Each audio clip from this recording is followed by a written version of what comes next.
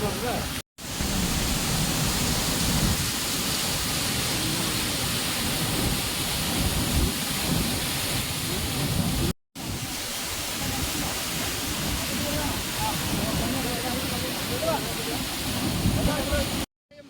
വെള്ളത്തിലെന്ന് പറയും. ഉരക്കുഴി എന്ന് പേര് വരാൻ കാരണം നൂറ്റാണ്ടുകൾക്ക് മുമ്പ് വെള്ളം വന്ന് ചാടി ചാടി പാറയ്ക്ക് ഉരുള് പോലെ പോകാതാവും. അതുകൊണ്ടാണ് ഉരക്കുഴി വെള്ളം. ഏകദേശം 600 അടി താഴ്ചയിലേക്ക് വെള്ളം പോകുന്നു. കോഴിക്കോട് ബീച്ചിൽ 2500 അടി വെച്ച് നമ്മൾ നിൽക്കുന്നു. ഈ വെള്ളച്ചാട്ടത്തിന്റെ പ്രത്യേകത, ഈ വെള്ളം താഴോട്ടേക്ക് പതിച്ചു കഴിഞ്ഞാൽ പാറയുടെ മുകളിൽ കൂടിയല്ല ആദ്യം വെള്ളം ഒഴുകുന്നത്. ഇപ്പം നമ്മൾ പറഞ്ഞ ഉരുള് പോലെ പാറ പൊട്ടിക്കൂടെ പോയിട്ട് ഏകദേശം 1/2 കിലോമീറ്ററോളം താഴെ ലാസ്റ്റ് അതിന് ഉദാഹരണം മാത്രമാണ് വളഞ്ഞിട്ട് എടുക്കണ്ടോ. അടുത്തുനിന്ന് വളർത്തോട്ടുള്ള പദവിയുണ്ടോ. പാറയുടെ മുകളിൽ കൂടെ ആദ്യം വെള്ളം ഒഴുകി പോകുന്നില്ല.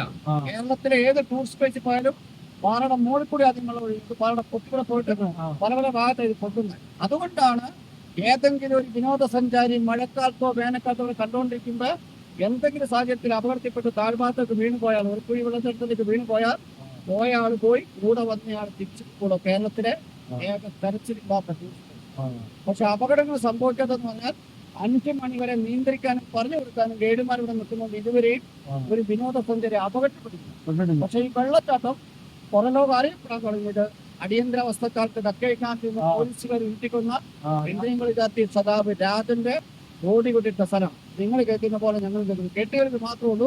അന്നോട്ടാണ് ആളുകൾ ഈ പുഴയെല്ലാം കടന്ന് കാട്ടിക്കുളക്കരി ആ താങ്ങിക്കുന്ന മറ്റേക്കുറിക്ക് 76 മുതൽ ഇതിന്റെ യഥാർത്ഥ താഴ്ഭാഗങ്ങളാണ്. എന്നാണ് തക്കയവും പുരക്കുഴിയും പുറലോകം അറിയപ്പെടാൻ പോകുന്നത്. ഇപ്പൊ നിങ്ങൾ വരുമ്പോ കഴിയാത്തപ്പോൾ തോണിക്കടവെല്ലാം കണ്ടോ. ആ തോണിക്കടവിലേക്ക് ഒഴുകിപ്പോകുന്ന വെള്ളം ഇതാണ്. ഇതിന്റെ അടിഭാഗത്ത് ഒരു വിനോദസഞ്ചാരി എത്തണമെന്ന് ആഗ്രഹിച്ച് തീർക്കാൻ എത്തണമെങ്കിൽ കരിയാത്തമ്പാറയിൽ 3.5 കിലോമീറ്റർ പുഴയിൽക്കൂടെ മാത്രം വേനൽക്കാലത്ത് അതിസാഹസികമായ പാറയിൽക്കൂടെ കയറുകൾ ഉപയോഗിച്ച് കയറുന്ന മാത്രമേ ഈ പുരക്കുഴി വെള്ളച്ചാട്ടത്തിന്റെ താഴ്ഭാഗത്ത് എത്താൻ പറ്റൂ. ഈ പാലം ഉണ്ടായിരുന്ന നമുക്ക് പാലത്തെ ഇതിൽ യഥാർത്ഥ കുഴിയിലേക്ക് വെള്ളം പോകുന്ന കാണാൻ വേണ്ടി തൂക്കുപാലം ഉണ്ടാക്കി. പക്ഷെ പൊളിഞ്ഞു പോകാൻ കാരണം 2018 പ്രളയ സമയത്ത് കേരളത്തിലെ എല്ലാ അണക്കെട്ടും തുറന്നിട്ടപ്പോൾ ഇങ്ങനെ കപ്പ അണക്കെട്ട് തുറന്നു. ആ അണക്കെട്ടിലെ വെള്ളം കാട്ടിലെ വെള്ളം കൂടി പാലം മൂടി മരത്തിന്റെ മുക്കാൽ ഭാഗവും ചെടിയിലെ 3 ദിവസം അഗാധമായ വെള്ളത്തിലാക്കി. പിന്നെയാണ് കമ്പികളിൽ ആൾക്കാർ പിന്നെ കാണാൻ. പിന്നെ വേറെ പ്രത്യേകത, ഇന്ത്യയിലെ ടൂറിസ്റ്റ് പ്ലേസുകളിൽ ഒരു മനുഷ്യന്റെ മുഖത്തായ പാറ, നെറ്റി കണ്ണ് മൂക്ക് വായ്പാറ്റ് ഈ തള്ളിരിക്കുന്ന പാറ ഇതാ. ഇരുട്ടായി കഴിഞ്ഞാൽ ആന കാട്ടുപോത്തിന്റെ സെന്ററാണ്. റേഞ്ചും ഇല്ലാത്തതുകൊണ്ട് വിനോദസഞ്ചാരികളെ 5 മണി വരെ അവിടെ എത്തുള്ളൂ.